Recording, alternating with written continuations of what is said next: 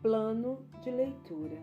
Igreja Batista da Lagoinha, dia 3 de junho de 2022, ano da vitória. Romanos, capítulo 9, versículo 1 ao versículo 29. Digo a verdade em Cristo, não minto, testemunhando comigo no Espírito Santo a minha própria consciência. Tenho grande tristeza e incessante dor no coração, porque eu mesmo desejaria ser anátema, separado de Cristo, por amor de meus irmãos, meus compatriotas segundo a carne. São israelitas, pertence-lhes a adoção e também a glória, as alianças, a legislação, o culto e a promessa. Deles são os patriarcas, e também deles descende o Cristo, segundo a carne, o qual é sobre todos, Deus bendito para todos sempre. Amém. E não pensemos que a palavra de Deus haja falhado, porque nem todos os de Israel são de fato israelitas, nem por serem descendentes de Abraão são todos seus filhos, mas em Isaque será chamada a tua descendência. Isto é, estes filhos de Deus não são propriamente os da carne, mas devem ser considerados como descendência os filhos da promessa. Porque a palavra da promessa é esta: por esse tempo virei, e Sara terá um filho. E não ela somente, mas também Rebeca, ao conceber de um só, Isaque, nosso pai. E então não eram os gêmeos nascidos, nem tinham praticado o bem ou o mal, para que o propósito de Deus quanto à eleição prevalecesse, não por obras, mas por aquele que chama. Já fora dito a ela: o mais velho será servo do mais novo. Como está escrito: amei Jacó, porém me aborreci de Esaú. Que diremos, pois? Há injustiça da parte de Deus?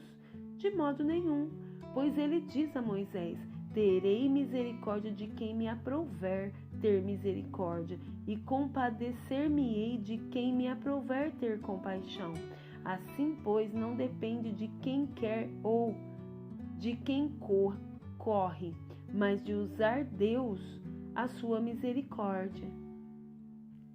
Porque a Escritura diz a Faraó: para isso mesmo te levantei, para mostrar em ti o meu poder e para que o meu nome seja anunciado por toda a terra. Logo, tem ele misericórdia de quem quer e também endurece a quem lhe apraz. Tu, porém, me dirás: de que se queixa ele ainda? Pois quem jamais resistiu à sua vontade? Quem és tu, ó homem, para discutires com Deus? Porventura pode o objeto perguntar: a quem o fez? Por que me fizeste assim? Ou não tem o oleiro direito sobre a massa, para do mesmo barro fazer um vaso para a honra e outro para a desonra? Que diremos, pois, se Deus, querendo mostrar a sua ira e dar a conhecer o seu poder, suportou com muita longanimidade os vasos de ira, preparados para a perdição, a fim de que também desse a conhecer as riquezas de sua glória em vasos de misericórdia, que para a glória preparou de antemão, os quais somos nós, a quem também chamou, não só dentre os judeus, mas também dentre os gentios?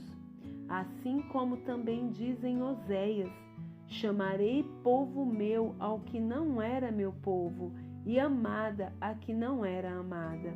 E no lugar em que se lhes disse: vós não sois meu povo, ali mesmo serão chamados filhos do Deus vivo. Mas relativamente a Israel, dele clama Isaías: ainda que o número dos filhos de Israel seja como a areia do mar, o remanescente é que será salvo. Porque o Senhor cumprirá a sua palavra sobre a terra, cabalmente e em breve, como Isaías já disse: se o Senhor dos exércitos não nos tivesse deixado descendência, ter-nos-íamos tornado como Sodoma e semelhante a Gomorra. 1 Samuel, capítulo 17, versículo 55 até capítulo 18, versículo 30. Quando Saul viu sair Davi a encontrar-se com o filisteu, disse a Abner, o comandante do exército: "De quem é filho este jovem?" Abner. Respondeu Abner: "Tão certo como tu vives, ó rei, não o sei." Disse o rei: "Pergunta, pois, de quem é filho este jovem." Voltando Davi de haver ferido o filisteu, Abner o tomou e o levou à presença de Saul, trazendo ele na mão a cabeça do filisteu. Então Saul lhe perguntou: "De quem és filho, jovem?" Respondeu Davi: "Filho de teu servo Jessé belemita." Capítulo 18. Sucedeu que, acabando Davi de falar com Saul, a alma de Jonatas se ligou com a de Davi, e Jonatas o amou como a sua própria alma. Saul naquele dia o tomou e não lhe permitiu que tornasse para a casa de seu pai. Jonatas e Davi fizeram aliança, porque Jonas o amava como a sua própria alma. Despojou-se Jonatas da capa que vestia e a deu a Davi, como também a armadura, inclusive a espada, o arco e o cinto. Saía Davi aonde quer que Saul o enviava e se conduzia com prudência, de modo que Saul o pôs sobre tropas do seu exército, e era ele benquisto de todo o povo e até dos próprios servos de Davi. Sucedeu, porém, que vendo Saul e seu exército, e voltando também Davi de ferir os filisteus, as mulheres de todas as cidades de Israel saíram ao encontro do rei Saul, cantando e dançando, com tambores, com júbilo e com instrumentos de música. As mulheres se alegravam, cantando alternadamente, diziam: "Saul feriu os seus milhares, porém Davi os seus 10 milhares." Então Saul se indignou muito, pois essas palavras lhe desagradaram em extremo, e disse: 10 milhares deram elas a Davi, e a mim somente milhares. Na verdade, que lhe falta senão o reino? Daquele dia em diante, Saul não via a Davi com bons olhos. No dia seguinte, um espírito maligno da parte de Deus se apossou de Saul, que teve uma crise de raiva em casa. E Davi, como nos outros dias, dedilhava a harpa. Saul, porém, trazia na mão uma lança, que arrojou, dizendo: "Encravarei a Davi na parede." Porém Davi se desviou dele por 2 vezes. Saul temia a Davi, porque o Senhor era com este, e se tinha retirado de Saul. Pelo que Saul o afastou de si e o pôs por chefe de 1000. Ele fazia saídas e entradas militares diante do povo. Davi lograva bom êxito em todos os seus empreendimentos, pois o Senhor era com ele.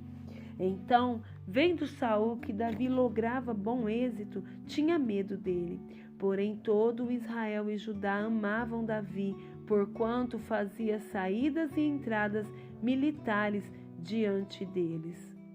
Disse Saul a Davi: "Eis que Merabe, minha filha mais velha, que te darei por mulher, sê-me somente filho valente, e guerreia as guerras do Senhor." Porque Saul dizia consigo: "Não seja contra ele a minha mão, e sim a dos filisteus." Respondeu Davi a Saul: "Quem sou eu e qual é a minha vida e a família de meu pai em Israel, para vir a ser eu genro do rei?" Sucedeu, porém, que ao tempo em que Merabe, filha de Saul, devia ser dada a Davi, foi dada por mulher a Adriel, meolatita. Mas Mical, a outra filha de Saul, amava Davi. Contaram-no a Saul, e isso lhe agradou.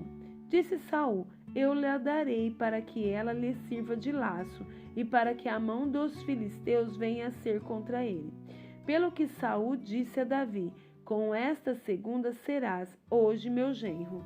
Ordenou Saul aos seus servos: "Falai confidencialmente a Davi, dizendo: Eis que o rei tem afeição por ti, e todos os seus servos te amam. Consente, pois, em ser genro do rei. Os servos de Saul falaram essas palavras a Davi, o qual respondeu: Parece-vos coisa de somenos ser genro do rei, sendo eu homem pobre e de humilde condição? Os servos de Saul lhe referiram isto, dizendo: tais foram as palavras que falou Davi. Então disse Saul: Assim direis a Davi: o rei não deseja dote algum, mas sem prepúcio de filisteus, para tomar vingança dos inimigos do rei, porquanto Saul tentava fazer cair a Davi pelas mãos dos filisteus. Tendo os servos de Saul referido essas palavras a Davi, agradou-se este de que viesse a ser genro do rei, antes de vencido o prazo. Dispôs-se Davi e partiu com os seus homens, e feriram dentre os filisteus 200 homens. Trouxe os seus prepúcios e os entregou todos ao rei, para que lhe fosse genro. Então Saul lhe deu por mulher a filha Mical. Viu Saul e reconheceu que o Senhor era com Davi, e Mical, filha de Saul, o amava. Então Saul temeu ainda mais a Davi e continuamente foi seu inimigo. Cada vez que os príncipes dos filisteus saíam à batalha, Davi lograva mais êxito do que todos os servos de Saul. Portanto, o seu nome se tornou muito estimado. Salmos 63. Ó Deus, Tu és o meu Deus forte, eu te busco ansiosamente. A minha alma tem sede de Ti, meu corpo Te almeja. Como terra árida, exausta, sem água, assim eu Te contemplo no santuário para ver a Tua força e a Tua glória.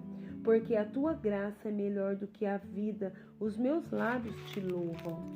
Assim, cumpre-me bem dizer-te enquanto eu viver. Em Teu nome levanto as mãos. Como de banha e de gordura, farta-se a minha alma, e com júbilo nos lábios a minha boca Te louva. No meu leito, quando de Ti me recordo e em Ti medito durante a vigília da noite. Porque Tu me tens sido auxílio, à sombra das Tuas asas eu canto jubiloso. A minha alma pega-se a Ti, a Sua destra me ampara. Porém, os que me procuram a vida para a destruir, abismar-se-ão nas profundezas da terra. Serão entregues ao poder da espada e virão a ser pasto dos chacais. O rei, porém, se alegra em Deus. Quem por ele jura, gloriar-se-á, pois se tapará a boca dos que proferem mentira.